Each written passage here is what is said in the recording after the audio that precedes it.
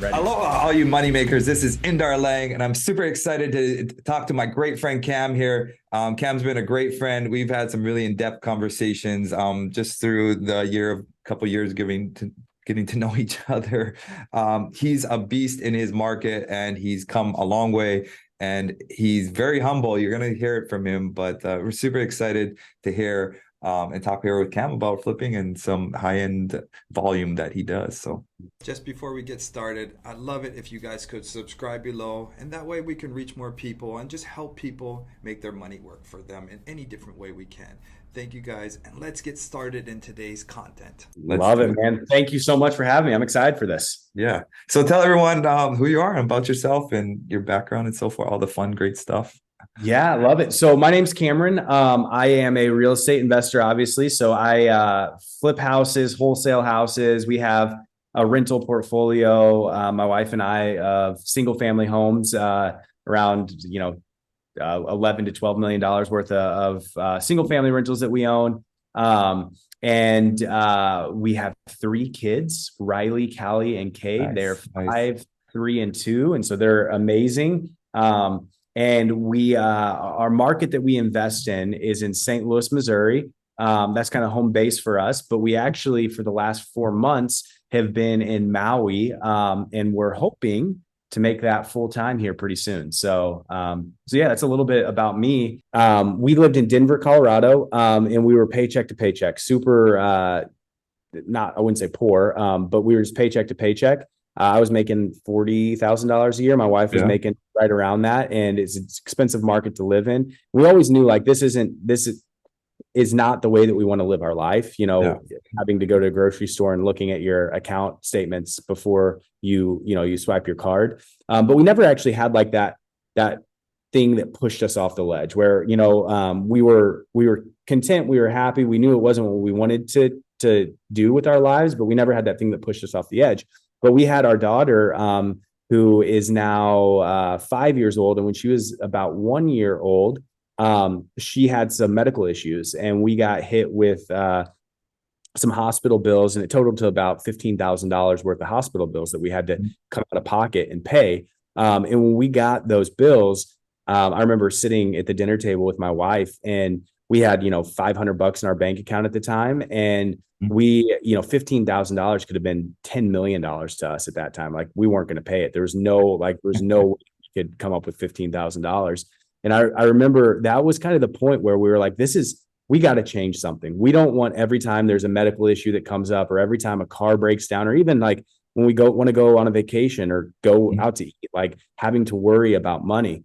And so that was in 2018 that happened. And then we in 2019 kind of decided like real estate's the avenue. And we had 0 prior experience in real estate. Like, we don't come from a family of people that are investing in real estate, don't have any experience whatsoever. No construction experience. I just had heard that I think it's Andrew Carnegie quote that, 90% of self-made millionaires do it through real estate. And so I was like, I want to be a millionaire. So I'm gonna. Well, I know a little bit of more of your background, because you actually you're a pastor's son, right? You came from. Yeah, I'm a pastor's son. I was a pastor, so I was a pastor. I was working. You came from that Christian background of doing missions and raising capital to do emissions and help the community. So that's an interesting background. Yeah. And it was super helpful, like that background, getting into real estate, because as a pastor, you learn to work with people and help people. And that's what, that in our business, and I can explain a little bit more as we chat, like that's one of our businesses. Like, we want to help people. We want it to be a win-win situation for the seller, for us is the kind of the middleman on a flip or a wholesale deal or a wholesale deal. And the end buyer, we want it to be a win for them. And then for rental properties, we want it to be a win-win across the board. And so being a pastor certainly helped with all of that stuff. Yeah, that was, we were broke and realized like, I want to make some money. And so decided to like move in the real estate, into the real estate realm. And we bought our first property in January of 2020. And we used the BRRRR method, because I had started listening to podcasts, reading books, and heard, Brandon talk about the BRRRR method. And to be honest, I was like, there's no way that this works. I didn't think that it was a real thing. I was like, if it works, why is not everybody doing this?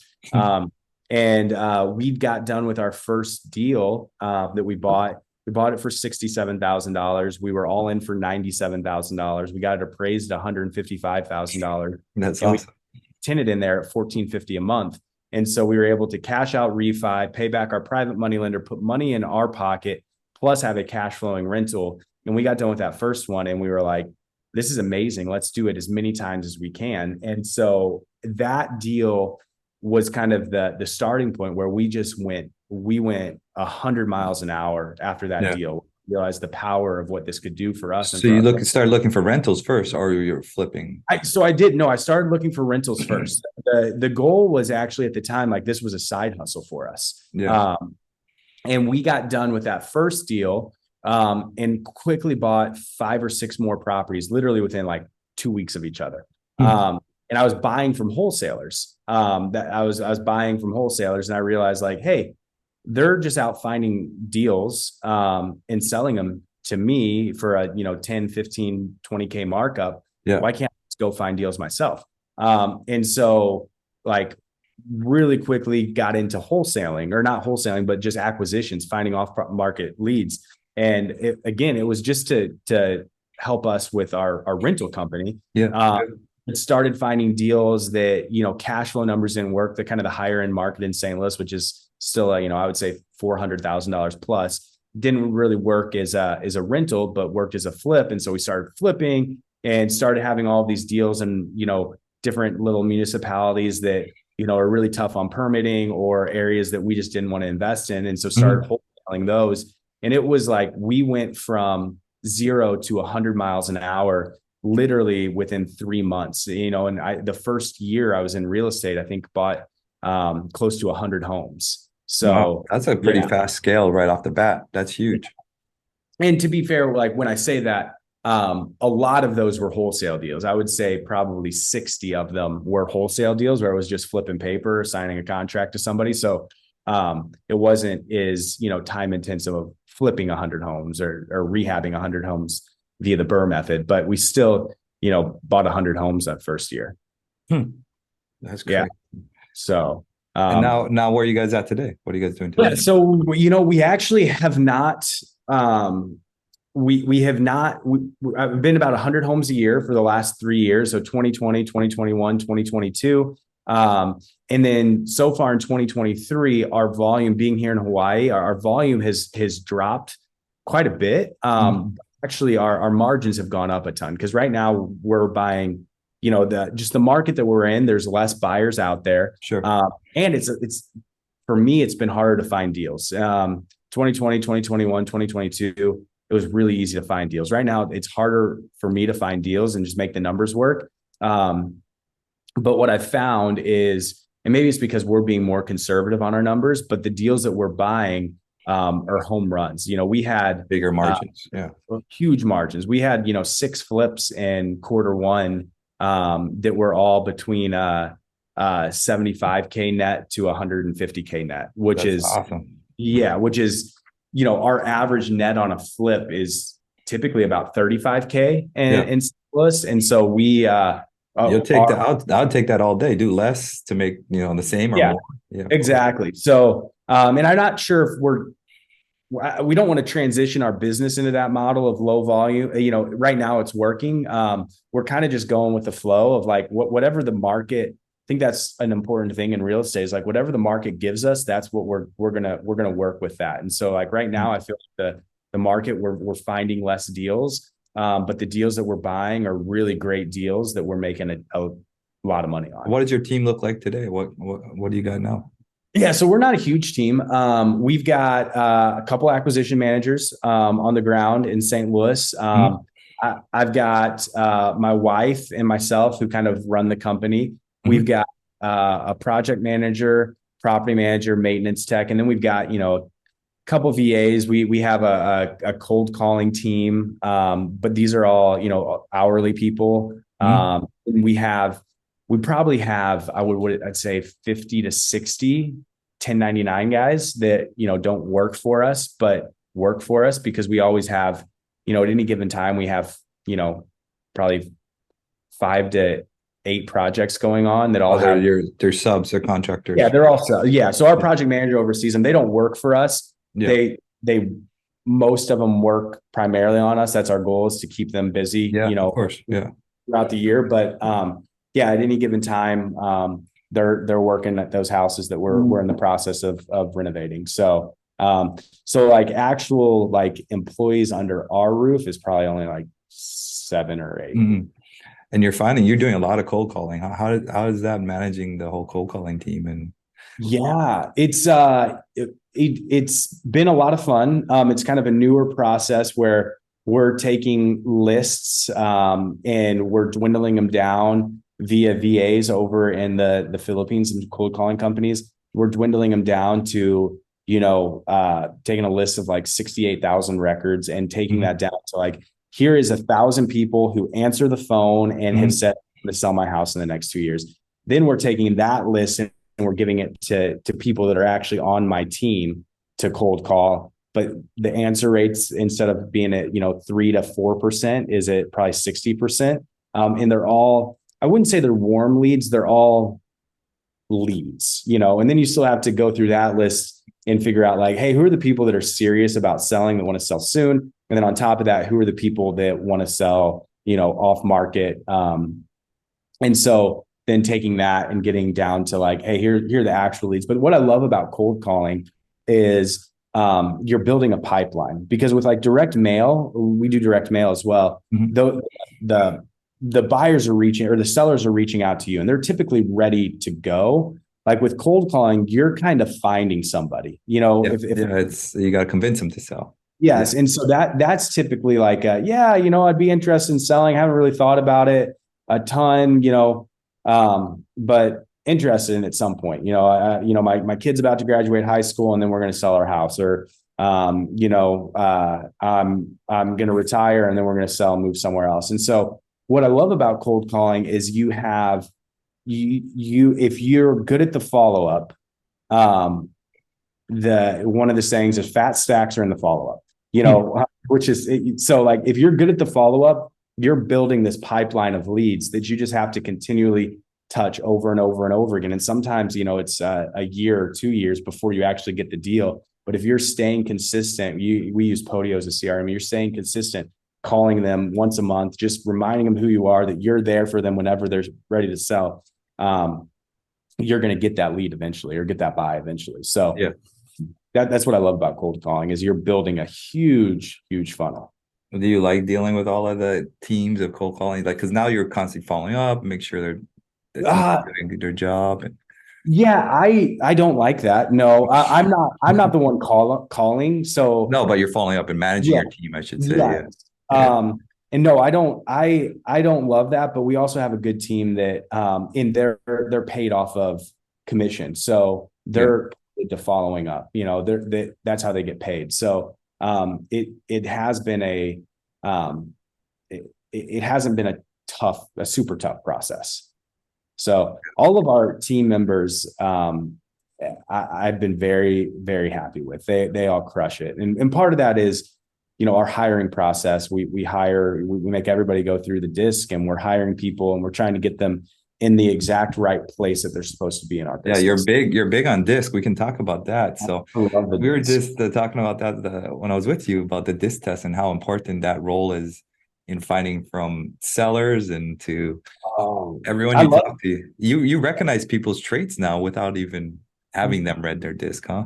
Yeah, and I think that's what actually like gave me the buy-in on the disc. Is I took a sales course of like negotiating, buying a house based upon a seller's disc.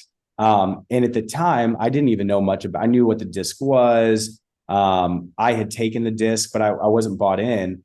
And this whole sales course was essentially like, hey, everybody is somewhere on the disc, and so there's DISC. Essentially, a high D is a really dominant trait. They want to win. High S is somebody that just is incredibly outgoing. They're an extrovert. They're somebody they're a people person. High S is somebody that wants stability, is a super like family oriented person. They need to know that they're safe. They want to feel safe. And high C, is somebody that's just super analytical. And so that's kind of a quick, I could talk about for hours, but that's a quick overview of the disc. And so this whole sales training was like quickly identify where somebody is on the disc, and then use that. I don't want to say like you're meeting people where they want to be met.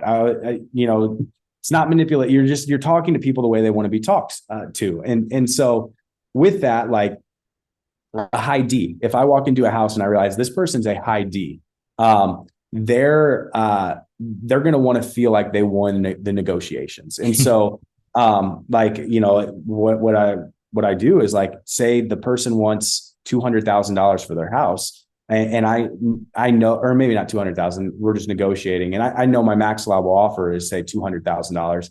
I'll start at 150, 160. And every time I go up, I make it feel like they're just like pulling my teeth out. Like it's so hard for me. And I can't believe it, but I'm going to work my way up to 200 the entire time and make them feel like they just, destroyed me in those negotiations, that they won. And you want them to feel very like, dominant in that. And so the high D, that's what I do. With a high I, it's somebody, which I'm a high I, but you're just best friends with that person. Like I'm talking about sports, I'm talking about the weather, I'm talking about traveling, it's somebody that's very outgoing and they just want to be your best friend. And so when I'm negotiating with a high I, I'm not talking about the house. I'm just talking about life and becoming friends with them. And that's how, like, if somebody were ever to try to buy a house from me, that I would much rather sell to somebody that I like and feel comfortable with and enjoy than somebody that's going to offer more, but I don't like. And so that, like, high I, you're just being best friends. High S is somebody that wants to know, like, how does this make me feel safe? And then also like the family aspect, they're very sentimental. And so I'm really great personally at buying from high I's and high S's, where like a high S, like I can explain to them like, hey, you have raised your family in this house, and this house has a ton of sentimental value, and you selling this house isn't you like giving away those memories. Like you get to add on a line that I use is like, we're going to honor your legacy by buying this house. And you're not like giving that up. You get to be a part of another family's legacy. Like another family is going to buy this house and they're going to have the same memories that you've made here for the last 40 years. They're going to, have family Christmases here, Thanksgiving dinners here. And so like with a high S, I try and cast the vision of like the sentimental value of the house. And so like, if I ever walk a house, like one of the, an S indicators is like, if you walk a house and you see like the door frame with their kids' ages as they grow up, like the heights of it, like, every time I see a door frame with heights in it, like I'm like, it's a house I feel very confident I'm going to buy. In high C's, and I'm terrible at buying from high C's. Those are the analytical people. I'm not analytical at all. And so that's why I'm bad at it, but they're just they're black and white. Like, tell me what the numbers are and tell me how you got there. And that's it. And so like with a high C, it's like, I buy it 75% of the ARV minus repairs. Here's my number. There's not as much of a game with them. It's just like, give me the numbers. And if so the numbers are working. Yeah. How do you recognize the disc real quickly off of people? How do you figure them out? Yeah. So it fairly easy. Like a high D's and high I's are really easy to pick out, because a high D is going to be somebody that just has that dominant characteristics, like the very firm handshake, the look you in the eyes, the kind of just the demeanor. Another way is in this training, which I haven't really used this, is like if you walk through the house of a high D and you see a lot of like they have their bachelor's degree on the wall, or you see things that like shows power, that would be a way to identify a high D. High I's are super easy. It's just like people that are outgoing, energetic, friendly, smiley, bubbly, charismatic. Like those are the high I's. High S's, are, again, I think most of the population is a high S. I think, if I remember correctly. But high S's are going to be very family oriented. They're going to talk about their family. They're going to, they're going to have pictures of their family. They're going to be safe, stable. High S's are the people that have lived in the house for a long time because that's stability. And so you can just through talking with them, you can kind of start picking up on different characteristics of where they're at. And high C's are Typically a little bit quieter, just more analytical. In conversations, they're pretty direct and to the point, but not dominant. Because high D's are direct and to the point, but dominant. High C's are more direct and to the point, but that's just because they're analytical and they don't care about like the small talk and whatnot. So, Yeah. Do you and find you recognize that in people too today? Like just me and you talking, you'll recognize. oh, all the time. Actually, with you, I I don't as much. You've got a good poker. Maybe it's from buying houses so much. You've got a good poker face. Like I would say, like you run your own business, so you're probably a high D. You're very outgoing, and friendly. So you're like, do you know your disc? I don't even know it offhand. I can't remember it. Shoot, No. I gotta go take the test. So you're somewhat high I. Um, yeah, I would guess you're a high D, high I. Yeah. Well, most investors or entrepreneurs are Yeah. eyes in general, right? Yeah. So if I were guessing, but I actually don't off of having a conversation with you. Like I couldn't tell you. Most people I can be like, hey, this is exactly where you are. And but with you, I'm not 100%. That's funny. It's great that you use the disc personality test in sales too, because it's just everyone's taught you to use it just for hiring and firing, but you're also using it, you're taking it to the next level and in your business. So Yeah, and it's amazing.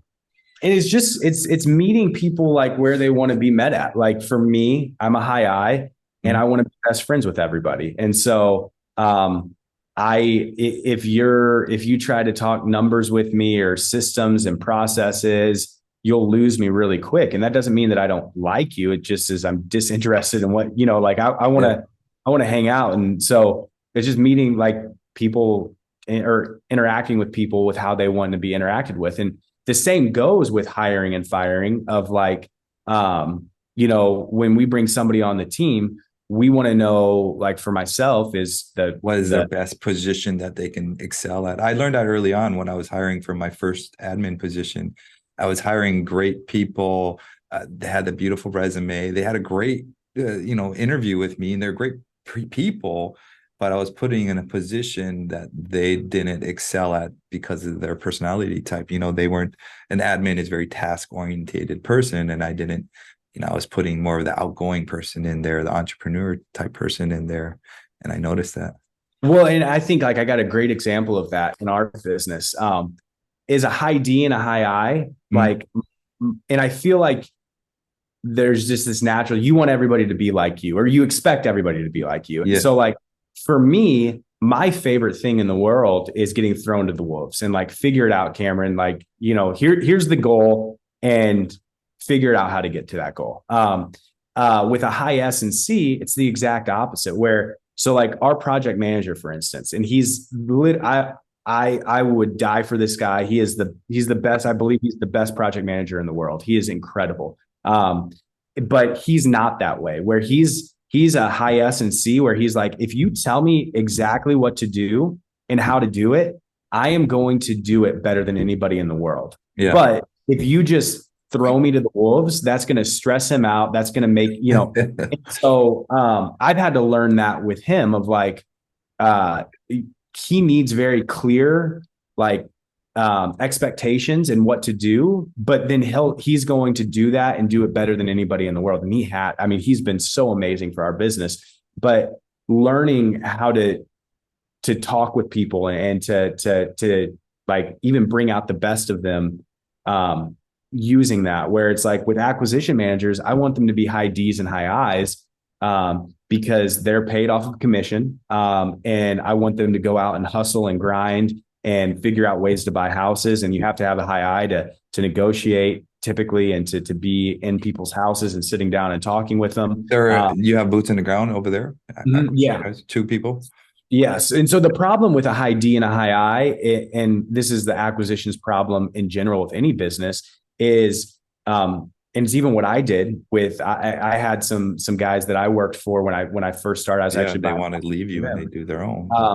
They want to leave you, and I love the people that I work, and there's no bad blood there. But I learned how to buy houses and we had profit splits with them, but I was like, I can go do this on my own and make more money, and so that's the problem with a high D and a high I is they're typically going to they're going to be really great for however long it is that they're with you, but then Yeah. they're going to want to do their own thing. Yeah, that So happened to us big time. We had a guy, and I kind of put all my money into him, trained him everything, and then yeah, when he left, you spent all your time with him, and now I structure it differently, of course. and I love the people that I work, and there's no bad blood there. But I learned how to buy houses and we had, profit splits with them, but I was like, I can go do this on my own and Yeah, make more money, and so that's the problem with a high D and a high I is they're typically they're going to be really great for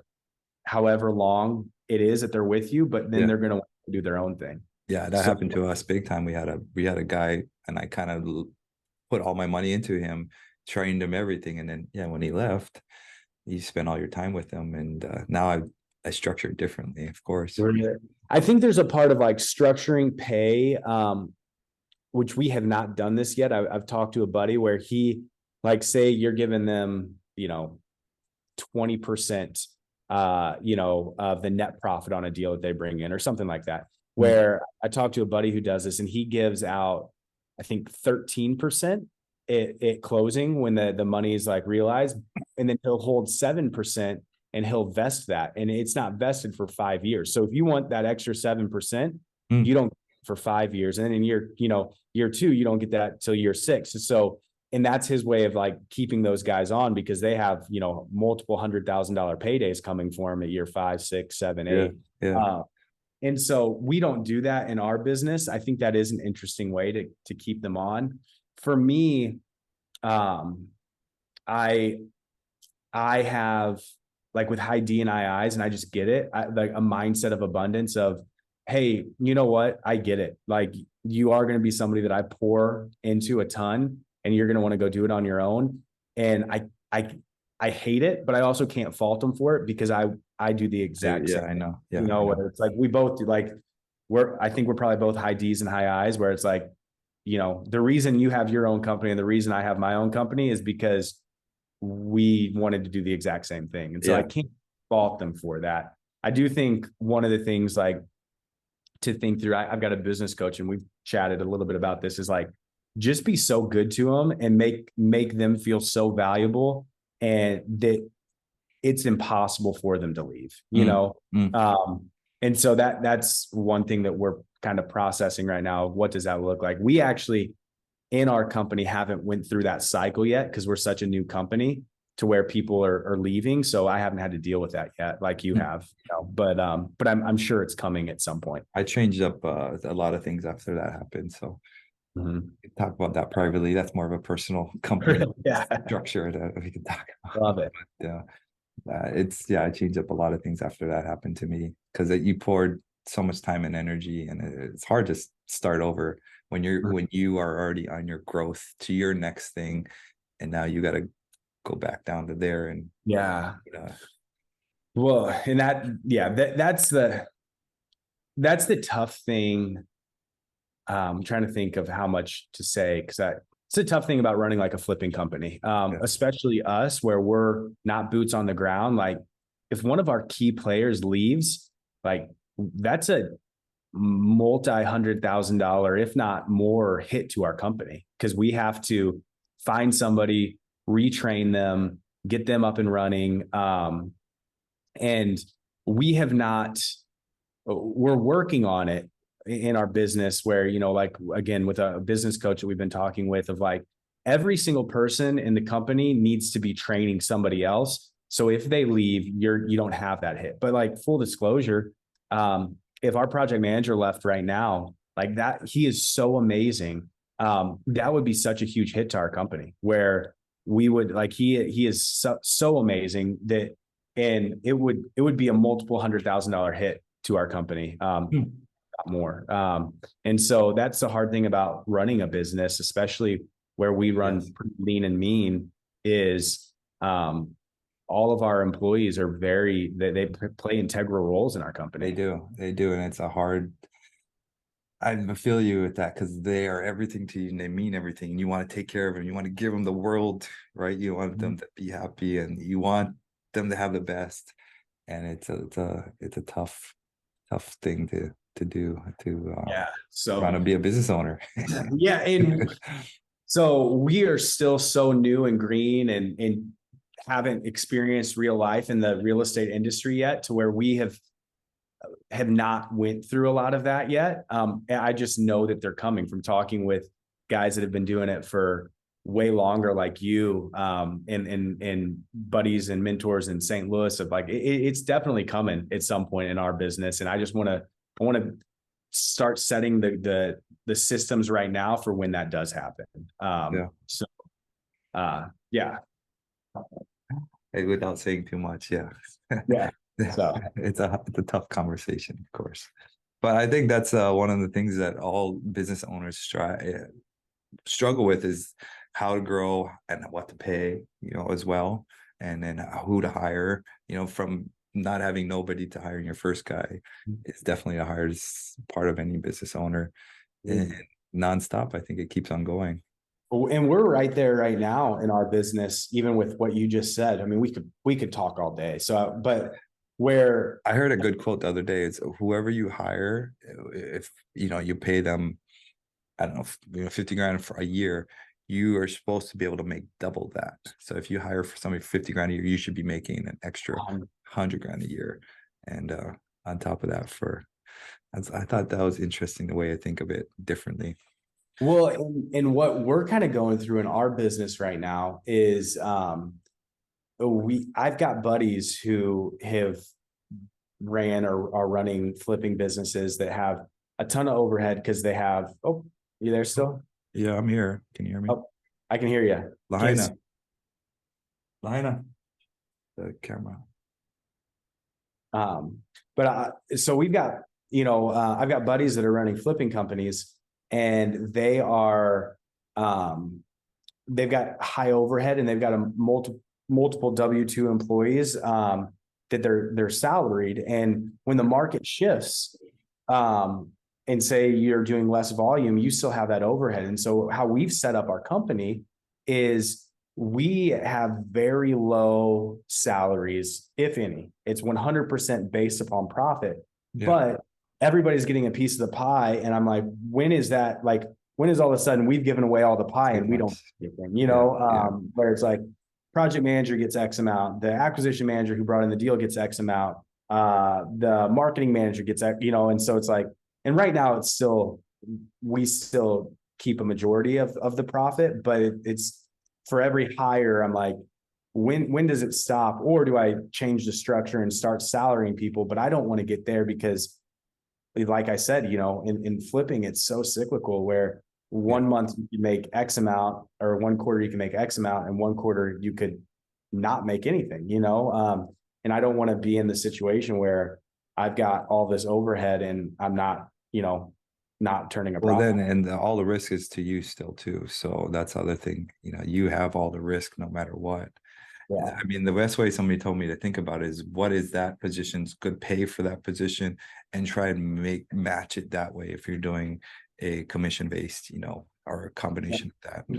And that's what we've done is like, I honestly, I set a pretty low bar of like, hey, I think an acquisition should be manager should be making X amount. If you buy 20 houses this year as an acquisition manager, and we do our normal like profit that we, you should make X amount. If you buy 50 houses, you'll make double that and you'll make a ton of money. Or if you buy 10 houses, you're not going to make very much at all, so I've tried to do that. But it's working well so far, but that's great that they're happy and they're happy with what they make, because it's harder for some people to recognize that, hey, we don't make money until later on, or you make some up front. Do they get paid up front some and then some later? Or are they at the end of the flip? They get paid at the end. They get paid like at the end of a flip. They get paid, a wholesale deal is quicker because it's typically can be done in 10, 15 days. But a flip, it's like, hey, we're not getting paid until this flip closes. Yeah, that was a hard thing for us with some of our acquisition guys, that they're not getting paid till 6 months, 9 months later, and they didn't recognize that. So yeah, fortunately for us with flips, we're at about a 70 to 90 day turnaround, because we're not Yeah. Yeah, we're doing 50K rehabs versus you doing a million Yeah. K. Yeah. I Yeah. mean, It's true. so we can get them paid a little bit quicker. But still, like it is tough where you have to, as a commission employee, you have to be budgeting of like, hey, I've got 3 or 4 flips closing, but they're not closing for another, 60 days. Yeah. And so in the interim, I might not be making any money, Yeah, you know? we fully changed it out from the commission base down to more to a salary with a small commission, and more partnerize everything. Generally, we had our guys; they were helping from buying to closing and even coordinating closing as well, TC stuff. Yeah. And because it was a small lean team, and for us, the biggest change is when we just got specific in the job task and compartmentalize it. Hey, you are just doing sales. Hey, you are just we only have a sales guy, we have an underwriter guy, so we separated those two, and now of course we have our TC closing and like compartmentalizing a lot better. Mhm. Really made it better for both sides. Now that guy can just focus on one thing, and that or that girl can just focus on that one task. We were trying to kind of do too much. Yeah. Yeah. No, that's important. We're not there yet as a company, where we still I feel like everybody in the company is doing multiple roles. But then you're able to bring in or move out, if somebody leaves in that position, you're able to you build a company now and said, now I could sell, hopefully I can sell the company if I wanted to. Yeah. That's the goal trying to get to, is to compartnerize and keep it Love it. that Dude, way. that's awesome. It's That- hard. It's still yeah, not there yet, but that's super cool. we're trying to grow it, make it super. But we just kind of got into that tangent. But we never even did so we met at the Maui Mastermind, right? We met Mhm. at the Arizona meetup. Yeah. Yes, Yeah, yeah. Arizona. Yeah. Uh-huh. In That was a Sedona. great That's a event. blast. That was a great event. Yeah. Andar almost got us arrested. Um, Crazy Jeep driver. Yeah, 5-star Jeep tours. Yes. So, and then what was that? After that, it was Gabe and because I was driving the Jeep behind you, Yes. and there's the people in front of you that were mad. Yeah. Gabe laid on the horn in my Jeep, but they thought it was your Jeep, Yeah. and they were hot. Yeah. Yeah. It was amazing. Yeah. Almost got us arrested and almost got us in a fight, Indar. Yeah. Yeah. But better way to have fun. A bunch Yeah, of it was real estate investors messing with some people. cruising around on Jeeps, flying on these Jeeping trails. That Yeah. was so much fun. That was such a good event. And that was a really, really good people, I think. I loved everybody at that event. It was really high level people. High level Yeah. people and perfect, like everybody, no egos, everybody trying to help each Yeah. other. That It's a was really cool. great event. Yeah, it was Yeah. very no ego. Everyone like help each other because there was AJ Osborne, biggest big dogs, and Oh, every kind of person there. Yeah. I have such, what's it called? Imposter syndrome at those, where it's like I'm a single family real estate investor that has around these people, I've got an $11 million portfolio, and these guys all have 500, 700 billion dollar portfolios. I get such imposter syndrome when I go I to know. like that, where I'm like, I'm really a nobody. Like I feel like I'm a somebody until I go to these events, and I'm like, oh my goodness, I'm a nobody. And I get but everybody there was so helpful, so nice, so gracious, so encouraging. I Where noticed like I feel like that all the time with people, even to the normalest person, like, oh, he's doing that much, so much more better than me. There's always something like somebody's oh doing so much better than me. I'm yeah, like, oh, I need to do better at that because they're doing better at that. It's hard. It's hard yeah. sometimes but then again, you got to think we all have different goals and we have different, where we want to be in life, kind of. Yeah, and I think that's going along with that, like that's exactly with, at least right now, kind of our business, where it's like um we're incredibly happy and content with what we're making. And obviously, I don't want to, I always want to make more. Like I'm not, Yeah, but at the same time, it comes with a cost, and like to build a multi-billion dollar business, there's a ton of work involved, there's a ton of headache involved, there's a ton of stress involved, where we're at right now is a pretty good place, where there's I mean, we're still working. There's still stress. We still have a lot of risk, but not an unbearable amount where it's like Yeah. I get to spend time Well, with do my you wife. want to go more? Do you want to do bigger? What's next? Do you want to? Yeah, no, great question. I don't, as of right now, like, I don't think so. So there's a book. It's called The Ruthless Elimination of Hurry. And in it, the guy who's writing it, he has this story about how he goes and he sits on his front porch. He lives in Portland. He lives in Portland, where it's Nike Town, and he sits on his front porch and drinks his coffee every morning and reads a book. And 5 a.m., 6 a.m. I don't know what time it is, but the house across from him is a house of like Nike sponsored athletes, and he's like, every morning I'm up drinking my coffee, reading a book, and I see these guys out running sprints on the street in front of us. And he's like, they're chiseled, they're jacked, Yeah. they've got their shirts off. And he's like, I think to myself, like, I want to look like that. I'd Yeah. love to be in shape like that. But then he follows it up with, but then I realized for me to look like that, I couldn't enjoy my cup of coffee and read a book. I'd have to be out there running sprint 6 a.m. That's true. And he tied that back to like, to get something, you're giving up something, Yeah, that's true. and he tied it into money. Like, yeah, maybe you could go make more money, but you're giving something else up. And so for like me and my life right now, I think I don't want to give up time with my family. I don't want to give up time with my wife. I don't want to give up living in Hawaii. Why? Yeah. So you're moving to Hawaii. We didn't get to say, but yeah, Yeah, moving to Hawaii, or you're here now. exactly. Yeah. You're I don't moving want to full give time. that stuff up. I don't want to give up relationships where it's like we're in a really good spot. And maybe we could like say, hey, you know what? We're gonna like grow this business to $100 million business or $1 billion business, and we're gonna work really hard and focus on building a team and stuff.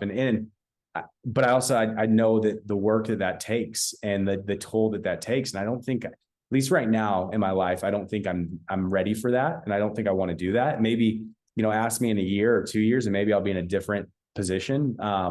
But right now I'm in a point where it's like, hey, we've got a really good life and I'm really happy. With the family and everything. Yeah. And I think that we want to kind of just continue.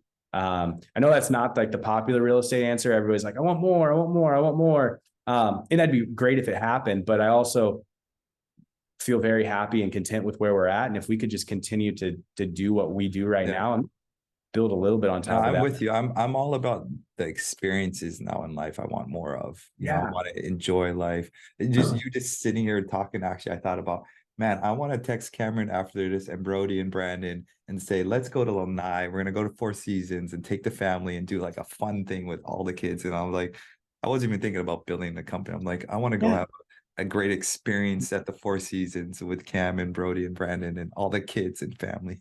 And I'm all about that. Like a backstory on our business is we got started and we took off. We went 100 miles an hour and we were making more money than I ever dreamed was possible for us. And but we were working like crazy, and I got to this point where I was stressed out. Like, I don't know if you can see, I started getting gray hairs and like, and I was like, I got into this for a better lifestyle, like to live a life, that I loved. And I'm like, I'm making money, but I don't love my life right now. Like I'm working really long hours. I'm stressed out. I'm angry. And so there was a part in our business where it was like, we're going to slow down and we're going to start hiring people and giving away, when we started, it was a 2-man show. It was me and my wife. Yeah. You're making everything. Yeah. Profit. We're like, we're going to give up some profit to hire people and put them in the right place. To make our lives better. And I'm so happy we did that, where it's like, yeah, we probably could have made more money and kept building by running 100 miles an hour. But I feel really great taking our foot off the gas pedal and saying, you know what, it's not all about money, because the reality is everybody's going to die. And when I die, I don't think I'm going to be thinking about how much money I have in my on my deathbed. I'm going to be thinking about the experiences that I've had and the relationships that I have with my kids. And a great exercise that I do to envision that is like, and this is corny, but I go and visit my 10-year self, and you know, and so that sounds super corny. I'm 30. I just turned 32, so like I'll go and visit myself in 10 years every morning with my cup of coffee, and I'll literally have a conversation with them. And it sounds super weird, but we'll talk about like our family and our friends. And obviously it's myself in 10 years. And so like his life is great. So you're having a little conversation with yourself. I'm not talking out loud, but just in my, like, it's like a visualization exercise. But I say that to say, we're never talking about money. We're never talking about our business. We're talking about like the experiences that we've had, the relationship that I have with my wife, the relationships that I have with my kids, the relationships that I have with my friends. And it makes me realize like money's great because it's a tool, and you can use that to have more time. You can use that to have more experiences. So I'm not knocking money at all. But if money for me is what it's all about, then I've massively failed. Because when I'm in 10 years, like the person I'm talking to doesn't care about money, you know, and so it helps me like every day kind of like live a life of like, who's that person that I want to be in 10 years? Yeah. I want to be a great husband. I want to be a great dad. I want to be a great friend. I want to be healthy. Like that's who I want to be. If money's a part of that, then great. But that's not like, when I look at myself in 10 years, money is like the 10th thing on the totem pole. Well, you're moving to Hawaii, so you're gonna exactly like, yeah. When I go visit myself, I'm sitting on the beach. So yeah. So you're ready for the big move to Hawaii? Are you all right with giving up? You know, you're gonna be separated from your family's farther away and all that. So that's a big transition. You know, not your immediate family, but your parents and your parents. So it's not set in stone yet. I will say that. We want it and we're fairly confident about it. But a couple things with that is we've found amazing community here. We found a great church.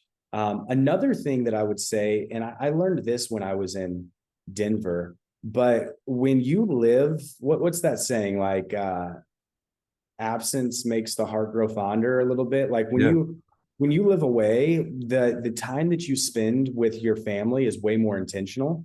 Like, you know, where in St. Louis, sometimes it feels, I mean, I love my family. They're amazing, but it feels somewhat transactional. Like, because you see them all the time. Yeah, exactly. True. It's like, I'll see them at church. I'll drop the kids off, you know, if Lexi and I are going on a date night, and, you know, but it's very like, I love them to death, but it's more like I see them all the time. And so and because of that, it's almost like we never have intentional time, but parents just visited. It was like every day here, the entire day was breakfast, lunch, dinner together, having good conversation, staying up at night, talking late into the night, like, which are things that don't happen when you live right next door to somebody. That's so different. That's a great way to think of it, because that's a lot of people's hardest thing about moving to Hawaii is you're losing that. You know, that's a lot of people's hardest thing. So for us, I don't feel that way. Where it's like, I think that you could create even a better bond and relationship being there. And then, you know, we're fortunate enough to where our families, you know, especially our parents, my parents and Lexi's parents, could come and stay for an extended period of time. You know, I don't know what that looks like, but we would see them quite a bit.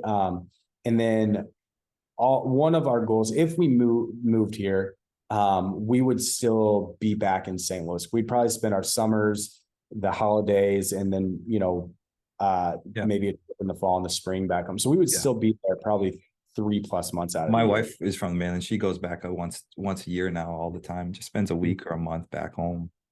Where's she from? She's from Massachusetts. So she'll pick she wants to go for 4th of July actually coming up, or she'll pick like a Thanksgiving or something. She can go up, take the kids to experience that part of the world too, because now your kids are going to grow up and they're not going to know that part of the world anymore.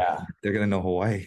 Exactly. So we would probably be back quite a bit. You know, that's at least in our head is like, hey, we'd probably spend summers there, spend holidays there. So we would still be back quite a bit. Yeah. But Hawaii's a great place for kids to grow up with. So love it. It's been so great for our family. We have it Hawaii. I know what I'm gonna the Ohana culture or whatever. Is that how you say it? Like yeah, Ohana, yeah. Ohana, like, but it's so true. Like we have um being here, like people are way more family oriented here. Like it's Yeah. and the community, like it's almost daily, we get a text of like, hey, we're having a birthday party or we're going to the beach to watch sunset. Like, and everybody, like, it's just the community here has been amazing. We've Yeah, it's really the loved aloha spirit and Aloha Spirit. There we go. yeah, That's even when you go to the grocery store, you talk to auntie over there. You were on the beach and you talk to the old couple. It's just yeah. everyone has that Uh-huh. aloha nature. That's the slow down mentality transitions into people now will take the time to get to know each other and have that. And there's something so endearing about that where like I was at the park the other day with our kids and a bunch of kids were running around and we ended up all playing like I think I was the monster and I was chasing them all. And Yeah, afterwards they all were coming up to me calling me uncle. And yeah. there's something about it, I was like, man, I would do anything. Like, you guys want toys? You guys want, like, I would do anything for you as they're calling me uncle. Oh, It was just really? like, it was so, and same like with Lexi, like, people like, there's just something so like family oriented about this place that we have loved. You have to. I'm strict with my kids. Actually, I make sure they call them auntie or uncle. Um, they got a kiss on the cheek, or when we leave somewhere, you got to say bye to everybody and say thank you. So all these little things are ingrained in our growing up here in Hawaii that you have to do as a kid. Mhm. I Even love it. kissing on the cheek, like little things like that, it shows respect. Yeah. Yeah. When kids were calling me uncle, it was so endearing. I was like, I love it. So like, there's something about that, but Well, some people don't like that because now you're feeling old, right? I do feel my kids were running around with them too. So, Yeah, but I just thought that was cool. Like, again, the aloha spirit type thing. yeah, So yeah. It's amazing. So we got a question here. We've been yes. talking a lot. So we have Yeah. one question we have to from Lanai is what should my very first step be in real estate and buying real estate? Great question. I would say the like very first step is like get educated, find a mentor. That is what I did. Is I started listening to every podcast that I could listen Mhm, to. I mhm, started reading every book that I could get. And then I found a mentor, which him or follow him, like mhm. Sam and Lucas, that were buying, hundreds of houses a year. And I actually started working with them. I came onto their team. I was buying houses for them. And so started kind of learning the process of how to buy houses. And the great thing was there wasn't a ton of risk involved because they were the ones taking on the risk. And I just got to learn the process. And so Sure. that helped me tremendously. The second thing that I would say is just do it. Like the first property that we bought, we did not know what we were doing at all. Even though was friends with Sam and Lucas, was friends with some great mentors, it was still like I don't feel like you'll ever know what you're doing until you do it. Yeah. So the first thing is like get as educated as you can, but at some point you have to Take take that. action. Take Yeah. action. Yeah. So many people get into analysis paralysis and they never buy a property. And for us, it was like, hey, when we decided we wanted to get into real estate, we probably took 6 months of like, hey, Mhm. like, oh, do we really want to do this? Like learning. But I finally got to the point where I'm like, I'm going to stop talking about it. And I'm going to be about it. I'm Do going to it. do it. Yeah, do it. Take the action. That's the hardest part of it all. I mean, Mhm. I constantly, even to this day, just taking action of things I need to do because I'm scared to do, or there's a phone call I need to make and I don't want to make it. I'm like, I just need to do it. Yeah. Somebody told me a great thing the other day I really enjoyed was, the ice bath thing is really popular, the cold shower, right? Mhm. And it feels so great after you get out, right? You have that great feeling. Oh, that was great. I got out of it.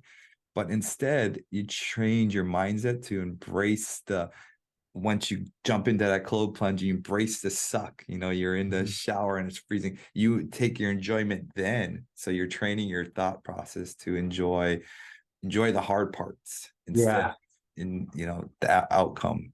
So that's great. I'm Good trying point. to change my mindset to enjoy the suck, embrace the suck. So. But where can everybody follow you, and what's all the great things so people follow you on social and Yeah, man, I'm not great at social. I'm trying to be better. So follow me. Just my only really social right now is my Instagram. It's CAM dot Cathcart, CATHCART. So I'd love to if you guys have any questions or any thoughts, feel free to reach out to me on there. follow Cam? He's got Coffee with Cam. Is Follow his Cam. That's Coffee with exactly what Cam? it is. He's So, got some great educational stuff there all the time. I watch Cam's stuff. It's great. It's great to see, and it's great love it. great to be good friends with you. I'm very blessed to be a friends with you and just to get to know you. And It is. It's so crazy how just like little decision of going to that Sedona mastermind has yes, created many amazing relationships. And so it's great getting to know you over the last couple of years. yes, yeah. But thank you so much for being on the podcast, and thank you everybody for Thank listening. you. I say aloha. Aloha. So right, you taught me how to do. You don't put your fingers down like this is a tourist do it, right? You Yeah, kind yeah. of Keep the knuckles real loose. Yeah, there we and go. just one jiggle, one shake. One jiggle. Oh, Yeah, so just one quick lift. Yeah, all right, there we go. and you can do it real Uh, quick.